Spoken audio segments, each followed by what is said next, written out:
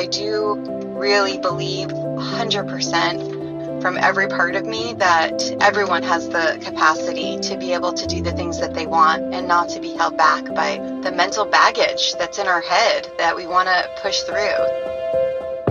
Welcome to the Do the Thing podcast. In each episode, we get down and personal with people who go after the things they want to make all their wildest dreams come true. Join us as we unveil and dissect a formula for what it takes to do the thing. Here is your host, Stacey Lauren. Hey everyone, welcome to the Do the Thing podcast. This is Stacey Lauren.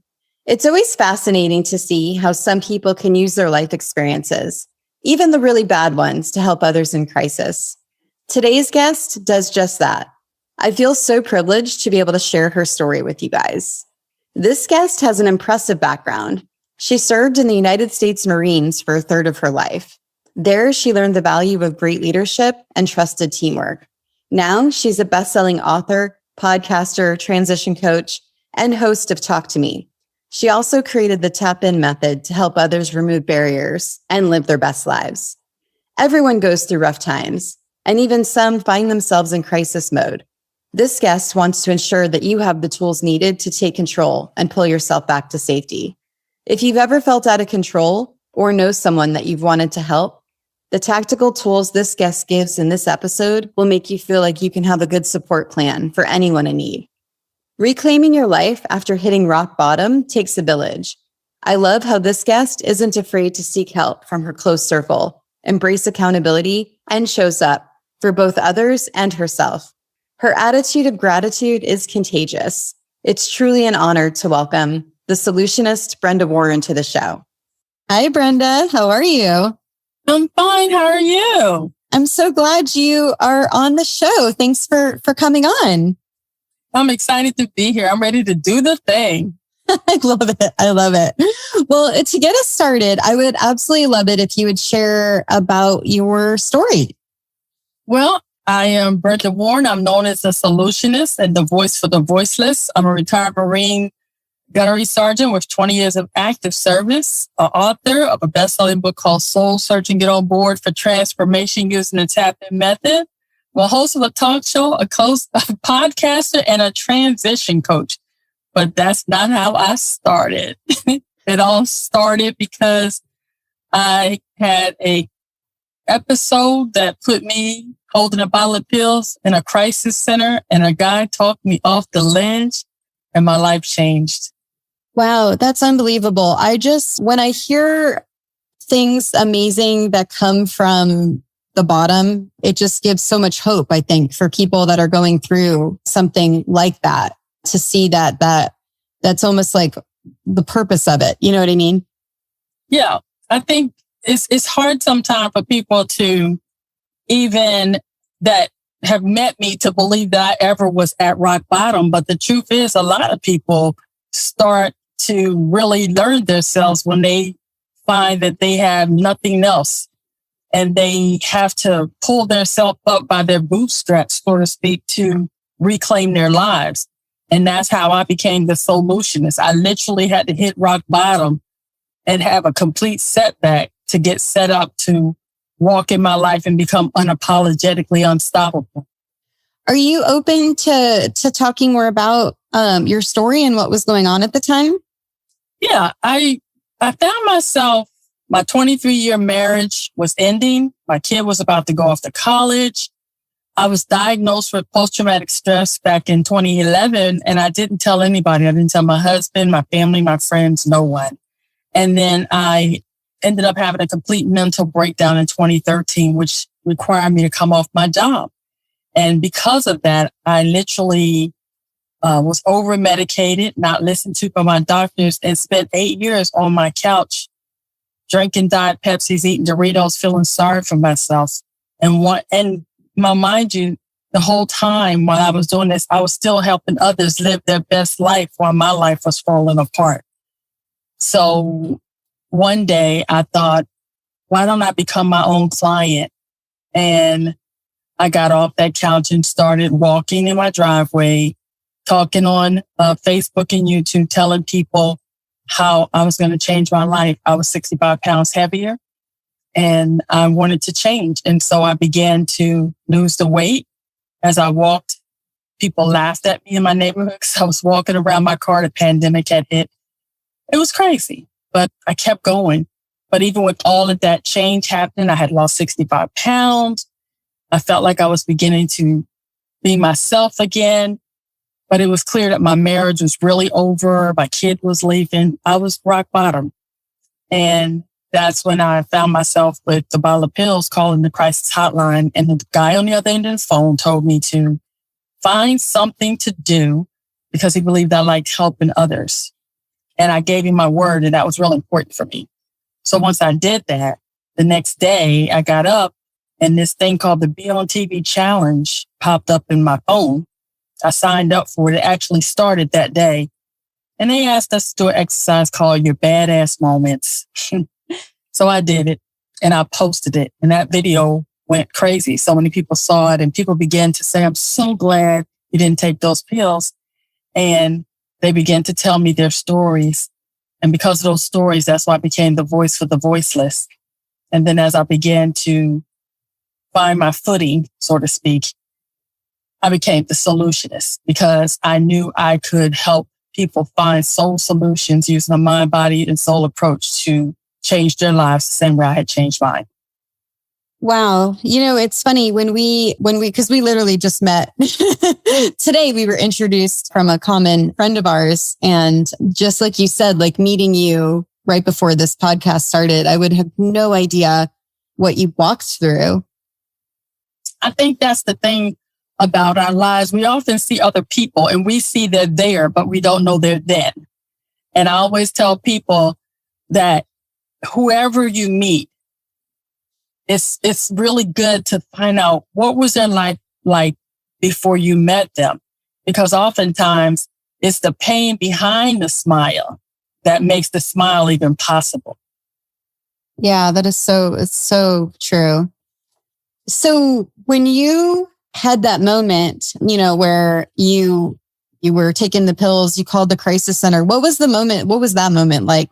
How did you make the decision to call? Because not to bring up doing the thing, but I do even think that's doing the thing is like realizing in a moment that you're able to change or at least get help. Well, I have a safety protocol, but I realized I had not used my safety protocol. Suicidal thoughts have been something that have plagued me for a long time. And I really had struggled with it. But in that moment, I was just ready to take up and my eye caught the corner of my safety protocol. And I thought, worst case scenario, I'll make one last ditch effort to make it right. And when I got on the call, I got this guy named David who basically talked to me for about 4 hours. And at the end of that call, like I said, I didn't take but one pill in that bottle. And I got up the next day and my life has been changed ever since. And do you remember what he said to you to get out that, because I know you mentioned he got out of you that you wanted to help people. And I was just wondering, do you remember how he was able to get that out of you during that painful time? Yes, he asked me questions about the things I did. What did I do? What did I do for fun? He just actually had a conversation with me. He listened. And from that, he figured out that I was more concerned about other people than myself. And so he began to focus on that. My concern for other veterans, my concern for other people in general, and how I support people, how I show up. And he challenged me to show up for my own self the way I show up for others. And that right now I needed to give the same kind of self-care to myself that I was giving to other people. So then the next day you said you woke up and you saw that Be on TV challenge and then you did the recording for the Badass Moment. Is that right? Yes. And then that's when you were like, okay, I'm going to be my own client. And that's when you were able to get up and start walking in your driveway? No, I was walking prior to a Be on TV challenge. I was already walking and talking on Facebook in my driveway to people. I was doing Motivation Mondays and Tell Yourself Tuesdays and Wellness Wednesdays, Thankful Thursdays, Self-Care Saturdays, Soul Searching Sundays. I was already doing those things because I already had a heart to help people. Like I said, I was already coaching other people, helping them live their best life. I just was not living my best life. But when I went to the Be on TV challenge that day, they had, at the end of the week, there was a prize. The grand prize winner would get coaching and all these amazing prizes. And I'm kind of competitive if I do something. So I put on a yellow sticky. I am the grand prize winner for the Be on TV challenge. By the end of the week, not only was I the grand prize winner for the Be on TV challenge, I have been asked to be on a podcast called the Brooklyn Cafe TV show. And because I went on that show, I was given my own television program, which is a whole nother part of the tale. I went on there. They were so impressed with me that they asked me to just do a guest spot for the editor's desk for 4 shows with no strings attached. I said, okay, I'd love to do that. Well, the ratings were good, and I ended up staying there for 6 months before I started my own YouTube channel and started doing my own show called Talk to Me. So you really were able to get out of it just from that being able to almost get embodied in what you were doing, essentially, like by being able, knowing that what you're doing is helping others, but then you're also going inward into yourself. Is that right? Well, yeah, because what happened was when people saw the Badass Woman video, they started DMing me and private messaging me. And one that stood out in particular was this lady who told me how she had been watching me walk in my driveway and how my Tell Yourself Tuesdays help her get out of her bed. She said that because of me, she was feeding her kids again and enjoying her life again. And she hadn't done that in months. At the time I did that video, it was July. She hadn't been functioning since January 14th. That was the day her baby committed suicide. And because of my videos, she was functioning. Her kids got their mother back. And I thought, how dare I? And she said she was so glad that I was still here. I cried like a baby. And that's when I really became the voice for the voices. Because I thought that baby didn't have the words to tell everybody he was in pain. And in addition to that, we have veterans that are constantly becoming unnecessary silencers because they don't have the support or they don't feel like they matter. So from that day of seeing her message, I said, I have to be the voice for those who no longer have a voice to raise. I have to be a voice for those afraid to speak their piece or to say that they're in pain because too many people are becoming unnecessarily silent. And I don't want that to happen on my watch. Yeah. And what do you think is the first step for them to be able to use their voice and to get out of that darkness? Well, the first step is first to acknowledge that you're in pain. If we can't change a thing that we don't acknowledge. And then you have to seek help and you have to do whatever it takes to get the help. Because too many times when you get to that place, you feel like you're so alone and like no one will understand. And I tell people, keep raising your voice until someone listens. I often felt like I was drowning in plain sight. Those people around me so used to me being the strong one, the bright one, the one that they go to get help, which is how I got the name, the Soulutionist. But nobody thought that the person with all the answers may have a few questions and need them answered themselves. Yeah, I totally hear what you're saying. I have a similar situation with that where sometimes the strongest person is the one that no one realizes is the one that needs help. Yeah. And so the first step is acknowledging your pain, and then it's seeking help, and then it's raising your voice to get the help. What's the next step? I would say the next step is creating a safety protocol that would allow you to stay here when things get rough. What I did was I created my circle of care. I had those hard conversations with the people I love to say, hey, this is what I need to stay safe. And I need to know if you're on board with that. The reality is everyone in your inner circle right now may not be able to. They may not have the bandwidth to handle when you hit crisis mode. So I had to accept that some of my loved ones were not capable of being in my circle of support. So I have a specific circle of support. In addition to that, I have a list of numbers of people I can call, my professional counseling people, the crisis hotline, my pastor, those people that when I find myself in the dark place, who am I going to call that's going to actually be able to support me through that? And the friends that have said they would be able to hold space for me when I hit that spot until we can get me some professional help or the care I need.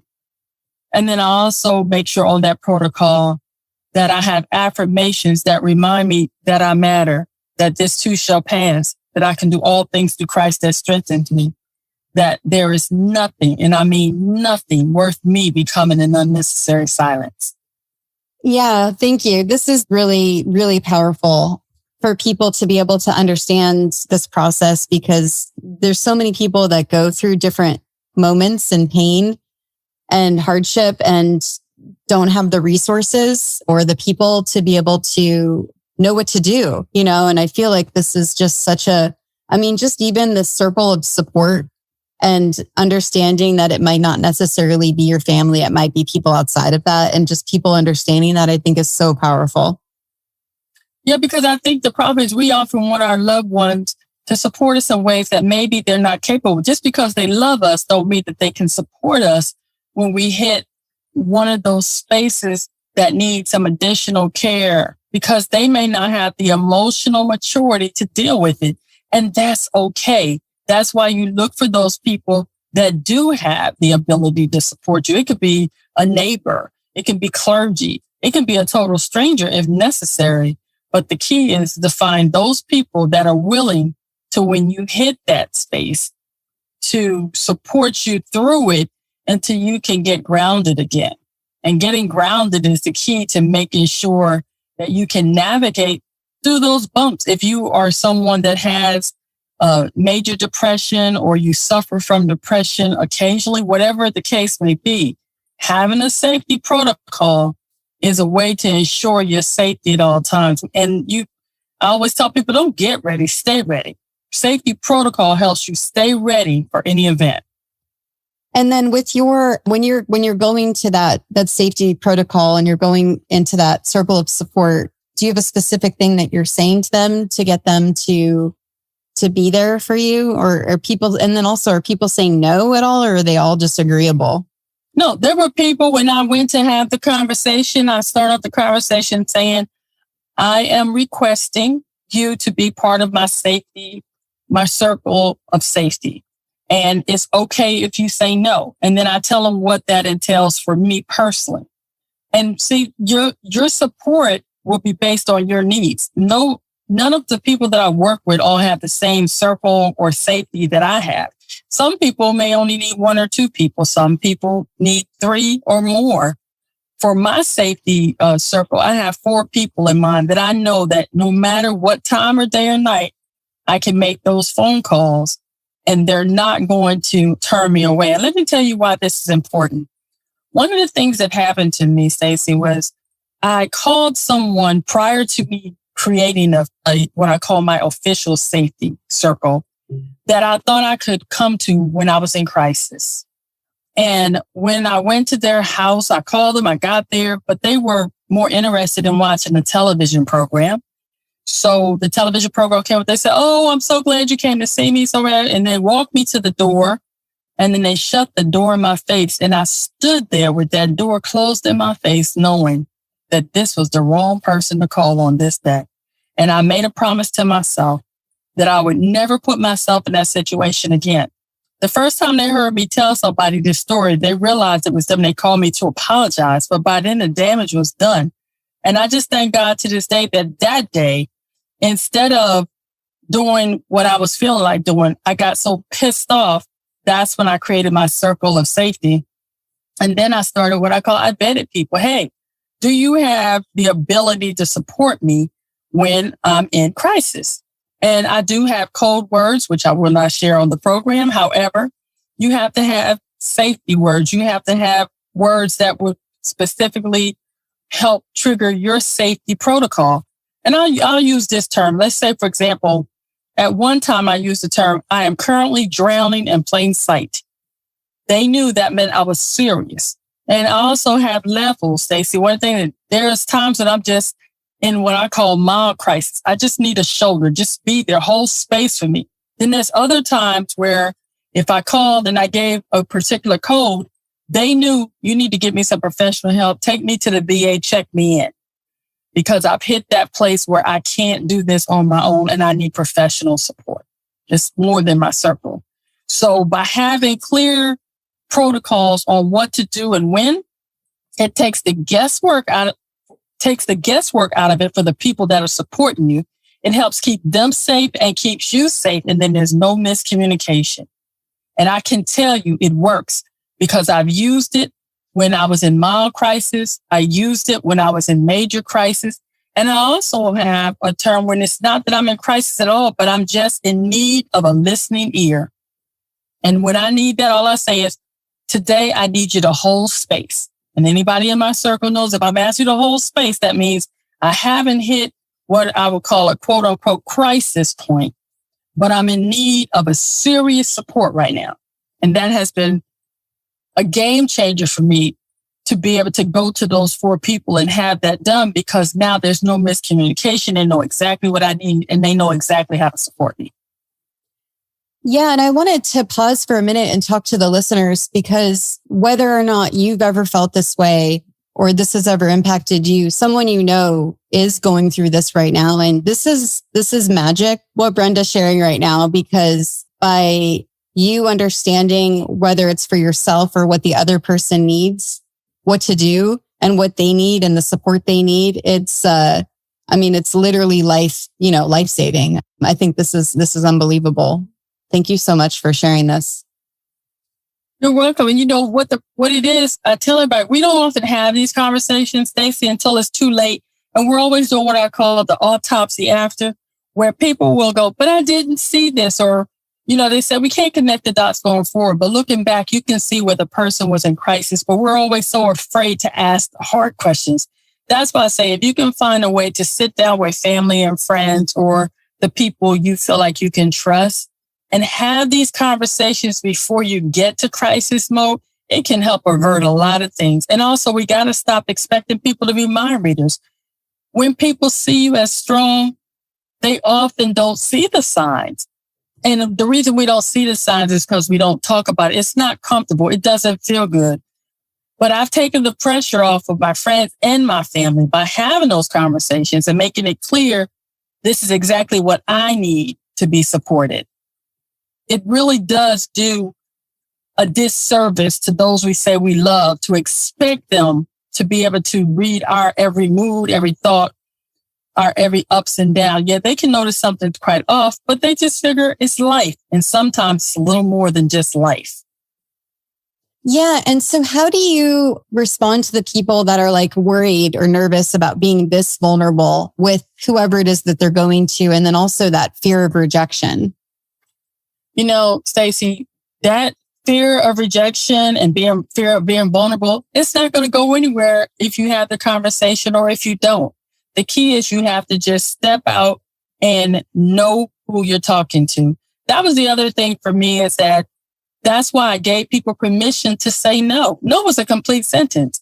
Everybody can't hold space for you. So if you started off letting them know, I'm going to ask you to do something for me that you may or may not be able to do. But if you choose to do it, this is what I need. And then they may say yes at first, but then when you describe what you need for support, they may not be able to do it. And I was so thankful for those people that were honest enough when I said, could you do this? And they said yes. And then when I told them what I needed them to do, they were like, no, I can't do that. Then I was like, no harm, no foul. I found someone else. That's the key. Everybody can and won't do it. And was I afraid? Yes, but I had to do it afraid because fear will hold you in bondage more so than the other thoughts. And what I would tell people, fear is future events already ruined. So what if the first 10 people you asked said no? And I said, the 11th person, someone in your circle will be able to hold space for you. And then when you find them, you use them. But here's the thing. You won't always have to use them. It's just in the event of crisis. It's like having car insurance. All of us, or if you drive, and I'm in North Carolina, we're required to have car insurance. You don't have car insurance and use it every day, but if you get in an accident, it's nice to know you have it. Thank you. That was incredible. Let's talk about the affirmations because I like that step as well. So how are you developing those affirmations? How did you get yourself to start to do them every day? Those are my what I'm curious about. Well, the first thing I had to do was I started doing mirror work.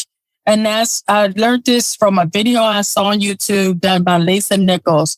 And I get up in the morning and started saying the 7 things I was proud of myself for, the 7 things I would forgive myself for, and then the 7 things I commit to myself. I started there. So, for example, I would say, Brenda, I forgive you for not always taking care of yourself. And then I would say, I'm proud of you for learning to make better food choices. And then I would commit to myself.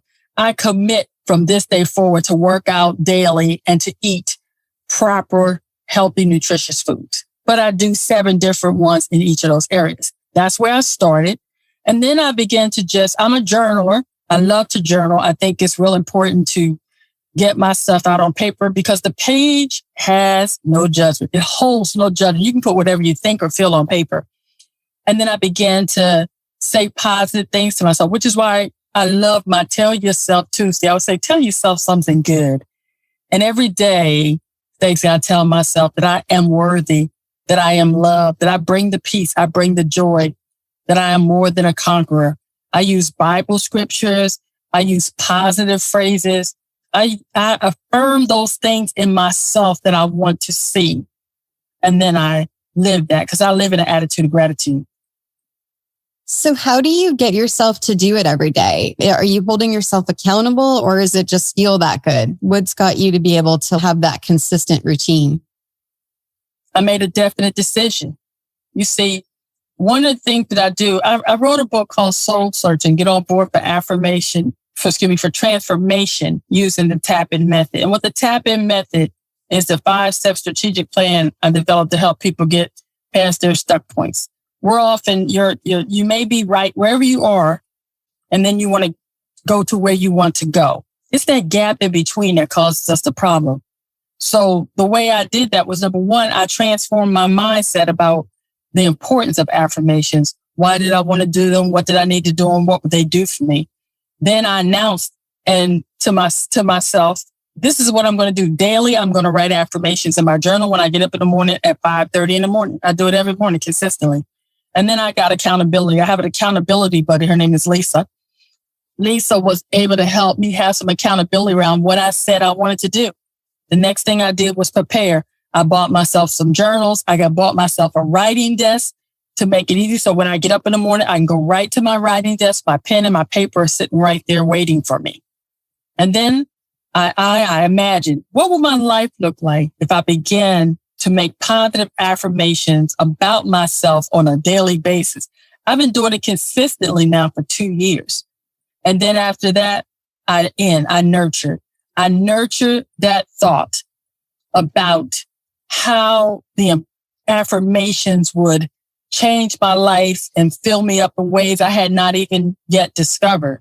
So every morning I tap in by choice, and the consistency is the key. Yeah. So I'm wondering, with how you even implemented affirmations into your life with the mirror work, with the journaling, with the, imagining, and then everything that you just listed, that's actually a formula for doing the thing, right? Tapping is a way to do the thing.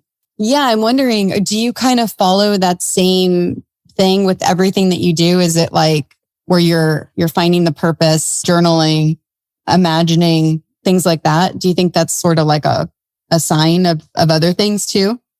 Yeah. I tell people I can tap into anything. The key to tapping in is understanding that whatever I can tap into finances, and I have your spiritual life, your physical fitness, your wellness, your financial life, your relationships.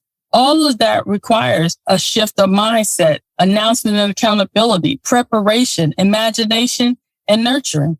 You tap into those things that you feel are necessary for you to live your best life unapologetically unstoppable. Because I want everybody to have a fully alive, fully expressed, fully fulfilled life using the TAPIN method. And it's possible. Yeah, that's so good. So with accountability, you mentioned your friend Lisa that is your accountability partner. What does that look like for you? Lisa and I meet over coffee on Saturdays and Sundays. And right now, because I'm doing a really big project, we've been meeting nightly at 6:30 p.m. Eastern. We set that schedule up because there's a lot of big things I have coming up. And Lisa's a coach in her own right. She's a results coach. We're also friends and we're also business partners. So having that person that I can bounce ideals off of that will keep me, help to keep me focused on the things I say I commit to doing. Because the key is we each have to make definite decisions about the things we want in life. Too many of us are stuck in what we don't want and we're not focusing on what we do want. Yeah, and it's great that you're able to look outside yourself too and see that you are able to have someone that's able to join you on that journey. I encourage all the ladies that I work with to get accountability partners, because when you have someone that will help you to reinforce what you say you want, the things that you want to tap into in your life to make your life the best life possible in all areas of your life. I'm talking about a mind, body, soul approach to a fulfilled life, having someone that has your vision and will hold you accountable. Accountability is not punishment. It's just simply someone that says that you've given permission to remind you of what you say you've decided you want for your life. The tap in things that you want, they're going to bring that to your remembrance so you stay on track. Yeah. And so what would you recommend for someone that can't do the every night or the every Saturday, Sunday? What would be a good way for them to add that accountability partner? Well, first I'll say it's not that they can't do it. They're choosing not to do it. So everything we do is a choice. You can choose to do it daily, weekly, monthly. You decide. That's the best part. They say each of us gets to decide at what level we want to play. You know, I tell them, if someone says, I want to be, for example, I want to lose weight. That's one that's universal. A lot of people have that issue. The person that decides, I want to lose weight and I'm going to work out once a month, let's say, but I'm going to eat right. And then there's someone else who says, I'm going to work out 3 days a week and I want to eat right. And then there's another person who says, I'm going to work out 7 days a week and I'm going to eat right. Will they all get results? Absolutely. But at what rate?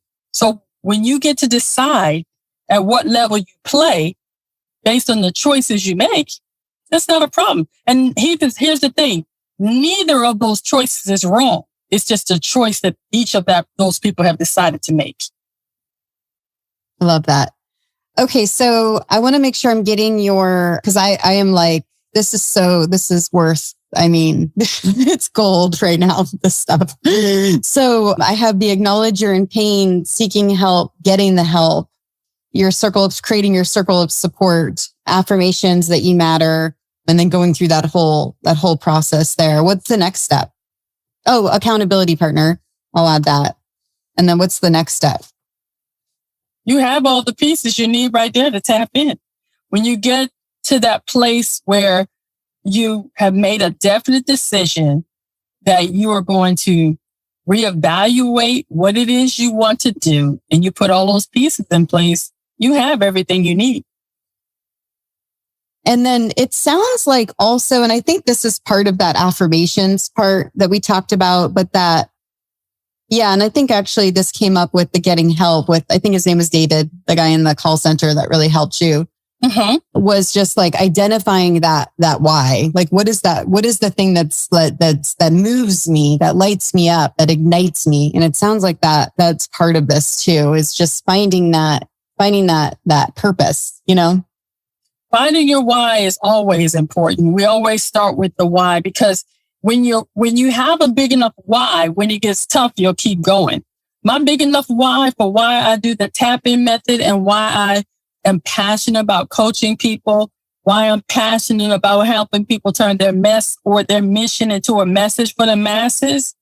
why I'm impassioned about helping women live unapologetically unstoppable is because I refuse to allow another person feel like they don't matter, that I can avoid it, that I can let each person that crosses my path know that I hear them, I see them, and I believe in them because they matter.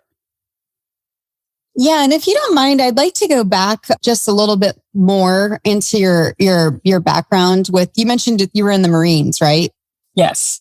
So something that's been coming up a lot in the interviews that I've done are having those muscles that you flex over and over again, but they come out in different ways. Like, for example, I think you might know her, Anastasia from Ukraine. I had interviewed her and she was able to use the skills that she had gotten from her business, which is like transforming companies, service, like a service transformation company. Now that the war happened, she fled and basically is now using those skills that she used to help the companies and helping women like leave Ukraine, get jobs, find shelter. And it's like a really good example, I think, of how you can use something that you've gotten from another, a lateral experience. And I use my experience is not as like good as that. Mine is like literally this door to door sales job that I had in college, that like is the thing that like really shaped me because it got me to learn how to handle rejection, how to deal with all those. It got me learn to talk, like all these different things that I learned from that job. But I'm just wondering, do you think the Marines is where like a lot of these, like everything that you're doing now is like built from, or was it coming from something else? The Marines played a large part. 33% of my life was spent in the Marine Corps, but it's my faith, it's my training as a Marine, it's my life experiences, all of those things combined. And absolutely, the Marine Corps taught me leadership. It taught me systems over skills. It taught me how to carry myself, how to have teamwork. There are so many skills that I use every single day because of my military training that I wouldn't trade for anything in the world. Yeah. And I think it just shows how like everything we do in life really does come back in a way that you won't even expect it until you see it. I always say there's nothing in life that has occurred to me that I can't use some way to the good, even the bad experiences, because I have learned to look for the gift in everything. There was a time when I used to go, why me? But then I remember, or I would say I discovered, why not me? Because it's those times, the challenges that shaped me to be the person I am today. And it goes back to not wanting to have one person that comes around me not feel like they matter. Because so many people are looking for their purpose and looking for someone to tell them that they're worth it. And a lot of us don't hear that. And if you will take the time to just let someone in your circle or someone you run into that they bring great value to your day, your life, your job, your business, your relationship, it can change a life. It can also save a life. And I was wondering also, let's say you had one piece of advice that you could give to people in doing the thing, what would it be? Well, the one piece of advice I would tell everyone is to run their own race. Stop trying to be a carbon copy, because all of us are designer originals and no one can be a better you than you. That's so good. Okay, Brenda, is there anything that I did not ask you that you wish I asked you? No, I would just say the last thing I would like to say, though, is that the thing I always leave people with is that the choices you make today will be the reality you live tomorrow. So choose wisely. So true. And how can everyone learn all about you? And actually, I really want to get on your on your YouTube. So yeah, if you could share all that stuff as well. And I can also put it in the show notes too. You can find me at Brenda, the Soulutionist. It's Soulutionist on Instagram, BrendaTheSoulutionist.com. And that's my website. And Brenda Warren on Facebook. Thank you so much for joining me and for talking to the listeners. And I just am so grateful that you were able to share this knowledge. Seriously, from like the bottom of my heart, I'm just thinking of everyone that I can share your message with. I really appreciate it. Thank you. And don't forget, tap in because it'll change your life. Thanks for listening to the Do the Thing podcast. We hope you enjoyed the show, but even more, we hope you'll be inspired to do the thing. Do you have a burning question on doing the thing that you'd like answered? How about an inspiring do the thing story of your own that you'd like to share? We'd love to hear all about it. Just leave us a voice message at dothething.callcast.co or email us at hello@dothethingpodcast.com.